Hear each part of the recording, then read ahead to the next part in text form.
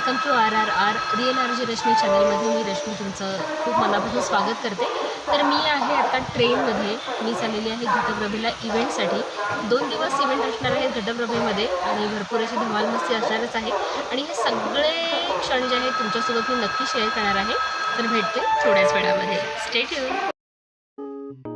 बरोबर 3:05 गाडीनं हॉर्न दिला आणि गाडी स्टेशनमधून निघाली.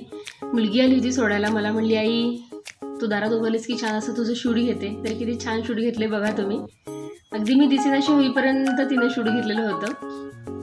थोडंसं एक वेगळं फील होतं ना, असं कोणी सोडायला आलं असेल आणि आपण जर त्या व्यक्तीला सोडून म्हणजे दुसऱ्या गावी जात असो, भले 1 दिवसासाठी का होईना.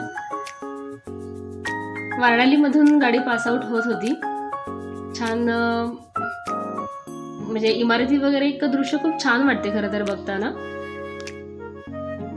माझ्या मनासारखी जागा मला बसायला मिळालेली होती, त्यामुळं आय वॉज सो हॅपी.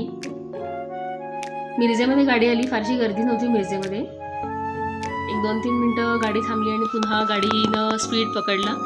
बाहेर हिरवळ छान दिसते आहे, म्हणजे जेवढं ऊन आहे तेवढी हिरवळ पण होती.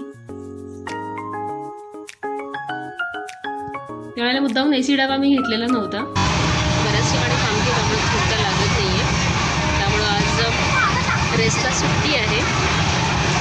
तर पोचलं अर्ध्या तासामध्ये. मी बोलते थोडं. ट्रेनचं लाईव्ह स्टेटस ऑन होतं, त्यामुळं अगदी 5च मिनिटामध्ये घटप्रभेला पोचणार हे मला लक्षात आलं माझ्या. आणि सामानाच्या आवरावर गेली. फारसं सामान नव्हतं माझं. घटप्रभेमध्ये पोचलेलो आहोत आपण. तुम्ही व्हिडिओ बघताय त्यामुळे तुम्ही सुद्धा माझ्यासोबत पोचलेला आहात. गाडीनं मला सोडलं आणि गाडीला मी बाय बाय केलं. गाडी स्टेशनमधून निघून गेली. तर न्यायला गाडी पाठवलेली होती मला स्टेशनवरती आणि मी कार्यक्रमाच्या ठिकाणी पोचले. बघा छान तुम्हाला दिसते का इंद्रधनुष्य. कार्यक्रम सुरू झाला आणि आज संगीत संध्येचा कार्यक्रम होता. म्हणजे गाणी होती पण डान्स आयटम जरा जास्त होते. खूप छान डान्स सेट केलेले होते फॅमिली मेंबर्सनी. तर त्याचा आनंद आम्ही सगळ्यांनी घेतला.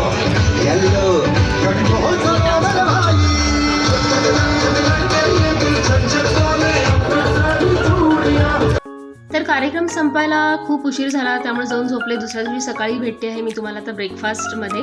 इडली आणि उडीद वडा माझ्या अत्यंत आवडीचा नाश्ता, याचा आस्वाद मी घेतला. आवरण्यासाठी मी रूमकडे निघाले.